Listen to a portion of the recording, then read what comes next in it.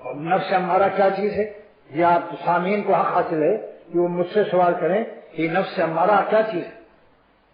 Number 1، ملا علی قاری رحمۃ اللہ علیہ فرماتے ہیں کہ روح اور جسم کے درمیان میں نفس امارہ رہتا ہے۔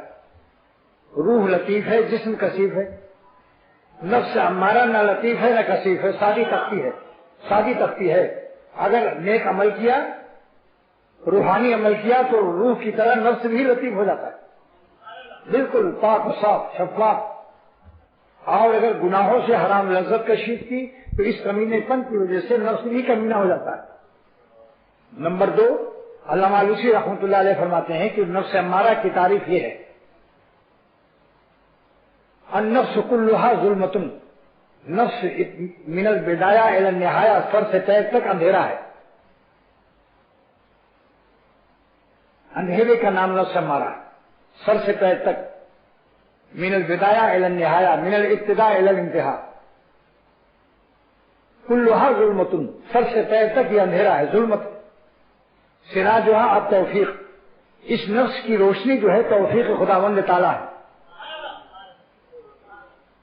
بڑے بڑے علم رکھتے ہوئے ہاتھی کی طرح پھسل جاتے ہیں، ہاتھی ہیں علم کے ہاتھی، علم الفیل، فیل العلم، علم الفیل اور فیل العلم، علم کے ہاتھی۔ لیکن اگر اللہ تعالیٰ کا کرم نہ ہو، مالک کا کرم نہ ہو تو ایسے گناہ ہوتے ہیں کہ جس سے خود حیران رہتا ہے کہ مجھے کیا ہو گیا، یہ میری ساری تمام علم و فضل اور ساری تقدس معادی یہ کس خرابی میں مبتلا ہو جاتی ہے۔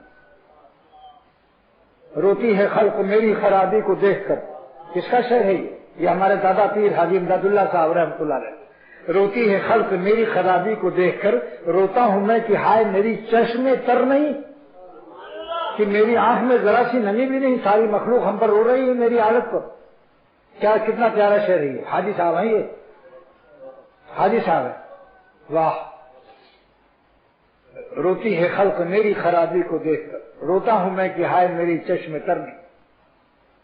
اب نفس امارہ کی ایک تعریف تو آپ نے ملا علی قاری کی زبان سے سنی، دوسری علامہ علوسی اور سید محمود بغدادی کی روح المعانی سے سنی، اور ملا علی قاری کی شرح مشکات المسمہ بالمرقات سے سنی۔ اب حکیم الامت کی سن لو اپنے دادا کی بات۔ حکیم الامت مجدد ملت مولانا اشرف علی صاحب تھانوی رحمۃ اللہ علیہ فرماتے ہیں کہ نفس امارہ کی تعریف بہت آسان ہے، مرغوبات طبعیہ، یعنی طبیعت کی پسندیدہ چیزیں، مرغوبات طبعیہ غیر شرعیہ، غیر شرعیہ یعنی طبیعت کی وہ پسندیدہ چیزیں، وہ خواہشات جس کو شریعت اجازت نہ دیتی ہو، اسی کا نام نفس امارہ۔